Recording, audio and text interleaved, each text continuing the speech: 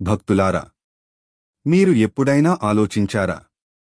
ఎందుకు కోట్లాది మంది ప్రజలు స్వామియే శరణం అయ్యప్ప అని నినదిస్తూ అరణ్య మార్గాలు దాటి పర్వతాలు ఎక్కి శబరిమల చేరుతారో? ఇది ఒక సాధారణ దేవుని కథ కాదు. ఇది ధర్మం కోసం పుట్టిన దేవుని అవతారం శ్రీ అయ్యప్ప స్వామిగారి కథ. చాలా కాలం క్రితం దేవతలు మహిషి అనే రాక్షసి చేత బాధపడుతున్నారు. మహిషికి ఒక శాపం ఉండేది. శివుడు మరియు విష్ణువు కలయికతో పుట్టినవాడే నన్ను చంపగలడు. ఇది వినగానే దేవతలు ఆశ్చర్యపోయారు. ఎలా సాధ్యం అవుతుంది అని ఆలోచించారు. ఆ సమయంలో మహావిష్ణువు మోహిని అవతారం ధరించాడు. ఆ మోహిని రూపాన్ని చూసి శివుడు ఆకర్షితుడయ్యాడు. ఆ కలయికలో పుట్టిన దివ్య శిశువే హరహరసుతుడు అయ్యప్పస్వామి. ఆ చిన్న బిడ్డను పాండ్యదేశ రాజు రాజశేఖరుడు అరణ్యంలో కనుగొన్నాడు. మెడలో బంగారు మణి, ముఖంలో దివ్యకాంతి. అతడు అర్థం చేసుకున్నాడు, ఇది సాధారణ శిశువు కాదని. ఆ రాజు దత్తత తీసుకుని పేరు పెట్టాడు మణికంఠుడు అని. రాజమందిరంలో ప్రేమతో పెంచారు. మణికంఠ చిన్న వయసులోనే అసాధారణ బుద్ధి, ధైర్యం చూపించాడు. ఒకసారి రాజమందిరంలో దొంగలు దాడి చేసినప్పుడు మణికంఠ ఒక్క బాణంతో వారిని ఆపేశాడు. రాజు గర్వంగా నవ్వాడు, కాని రాణి మాత్రం అసూయతో నిండిపోయింది. ఆ అసూయే కథను మలుపు తిప్పింది. ఒకరోజు రాణి అనారోగ్యంగా నటించింది. నా వ్యాధి నయం కావాలంటే పులి పాలు తేవాలి అని కోరింది. రాజు అయోమయానికి గురయ్యాడు.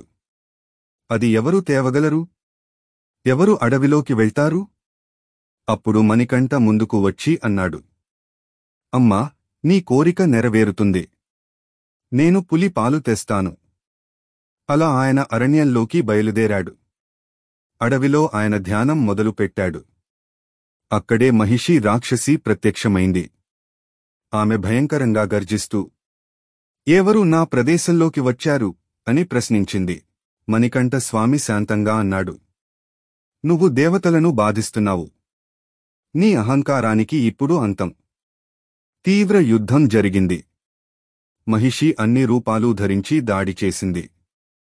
కాని చివరికి అయ్యప్ప స్వామి ఆమెను సంహరించాడు. మహిషి మరణ సమయాన తన దేవతా రూపంలో ప్రత్యక్షమై, ప్రభూ, నా శాపం తొలగింది. నా ముక్తి ఇచ్చినందుకు ధన్యవాదాలు అని చెప్పింది. అయ్యప్ప స్వామి స్మితం చిందించి అన్నాడు, నీ ముక్తి స్థలం ఇదే అవుతుంది. ఈ పర్వతమే శబరిమల అవుతుంది. ఆ తర్వాత ఆయన పులిపై స్వారీ చేస్తూ రాజమందిరానికి తిరిగి వచ్చారు. రాజు మరియు రాణి ఆయనను చూసి విస్తుపోయారు. రాణి తన తప్పును గ్రహించి క్షమాపణ కోరింది. అయ్యప్ప స్వామి స్మితంతో చెప్పారు, క్షమ అనేది పెద్దతనం. నీ పాపం నీ పశ్చాత్తాపంతో తొలగింది. ఆ తర్వాత రాజుతో చెప్పారు, నా పని పూర్తయింది. ఇప్పుడు నేను శబరిమలలో తపస్సు చేస్తాను. శబరిమలలో అయ్యప్ప స్వామి ధ్యానం ప్రారంభించారు. దేవతలు ఆయనకు అద్భుతమైన ఆలయం నిర్మించారు. ఆ పుణ్యస్థలంలోనే మన భక్తులు నేటికీ యాత్ర చేస్తారు.